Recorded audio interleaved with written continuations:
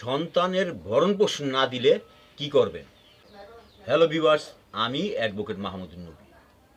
আমরা জানি অনেক সময় বাবা মার মধ্যে মনোমালিন্যর কারণে তারা বিচ্ছিন্ন হয়ে যায়, কিংবা তালাক হওয়ার কারণে তারা বিচ্ছিন্ন হয়ে যায়। আর এই কারণেই অনেক সময় সন্তান তার ভরণ-পোষণ থেকে বঞ্চিত হয়। এখন মনে করুন, একজন সন্তান তার মার কাছে থাকে, কিন্তু সন্তানের বাবা ওই সন্তানকে ভরণ-পোষণ দেয় না। এখন আপনাকে জানাবো 1 নাম্বার, সন্তানের ভরণ-পোষণ কে দিবে। তারপর 2 নাম্বার, সন্তানের ভরণ-পোষণ কত বছর দিতে হবে। তারপর 3 নাম্বার, সন্তানের ভরণ-পোষণ বাবা না দিলে কি করবে। তাহলে আসুন এই সকল প্রশ্নের উত্তরগুলি এখন আমরা জেনে নিই। প্রথম প্রশ্ন, সন্তানের ভরণ-পোষণ কে দিবে।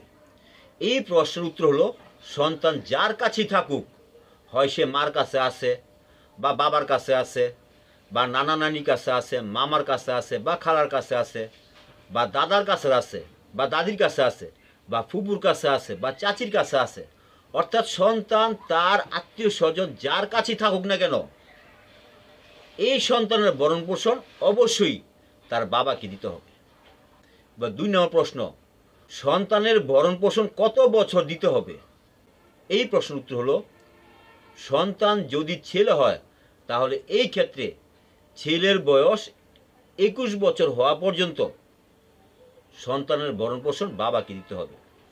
তবে ছেলে যদি লেখাপড়া করে, যেমন ধরুন ছেলের বয়স এখন 21 পার হয়ে গেল, কিন্তু ছেলেটা এখনও লেখাপড়া করতেছে, তাহলে এই লেখাপড়া যতদিন সে চালিয়ে যাবে ততদিন এই সন্তানের ভরণ-পোষণ বাবাকে দিতে হবে। আর সন্তান যদি মেয়ে হয় তাহলে এই ক্ষেত্রে মেয়ের বিয়ের আগ পর্যন্ত বাবাকে মেয়ের ভরণ-পোষণ দিতে হবে। তবে মেয়ে যদি আবার লেখাপড়া চালায় যায়, যেমন ধরুন মেয়ের বয়স 18 বছর পূর্ণ হয়ে গেছে, কিন্তু মেয়ে লেখাপড়া করতেছে, তাহলে এই ক্ষেত্রে মেয়ে যতদিন লেখাপড়া করবে, তার বয়স 18, 19, 20 পার হয়ে গেল, বাবাকে মেয়ের ভরণ-পোষণ এবং লেখাপড়া খরচ দিতে হবে।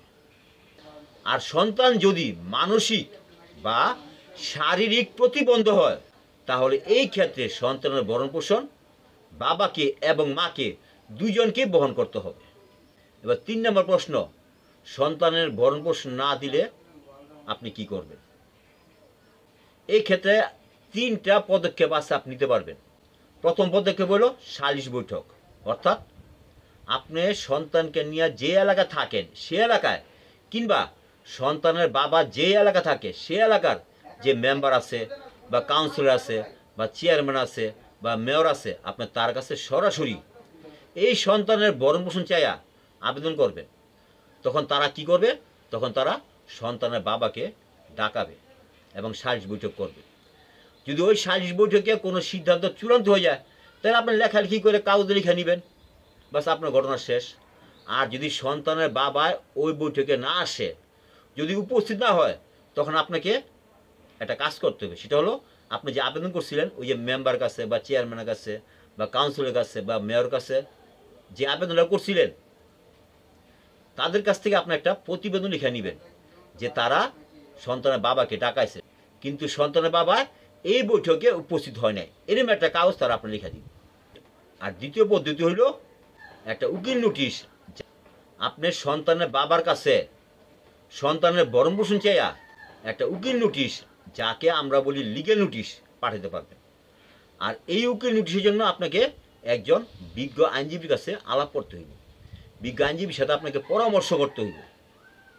তারপর উনি আপনার উকিল নোটিশটা লেখা পাঠিয়ে দিবেন। তারপর 3 নাম্বার, ভরণ-পোষণের জন্য মামলা করা। তো প্রথমে আপনি সালিশ ডাকলেন, সেখানে সে আসলো না, সেখানে কোনো সিদ্ধান্ত হলো না। তারপর উকিল নোটিশ পাঠালেন, সে উকিল নোটিশে উনি কোনো জবাব দিলেন না, আপনি কোনো সিদ্ধান্ত জানতে পারলেন না। তখন আপনি কি করবেন, তখন আপনি পারিবারিক আদালতে এই বাবার বিরুদ্ধে সন্তানের ভরণ-পোষণ চাইয়া মামলা করতে পারবেন।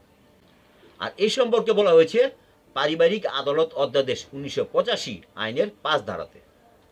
আর এই মামলা করার জন্য আপনাকে একজন ভালো আইনজীবীর সাথে আলাপ করতে হবে, একজন ভালো আইনজীবীর সাথে পরামর্শ করতে হবে, এবং কিভাবে মামলা করতে হবে, মামলা করার নিয়মটা কি, এই আইনজীবী সব আপনাকে বলে দিবে।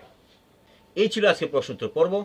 আর এই সম্পর্কে যদি আপনার কোনো প্রশ্ন থাকে তাহলে আপনি আমার কমেন্ট বক্সে প্রশ্ন করবেন, আমি তার উত্তর দিতে চেষ্টা করব। আজ এই পর্যন্তই।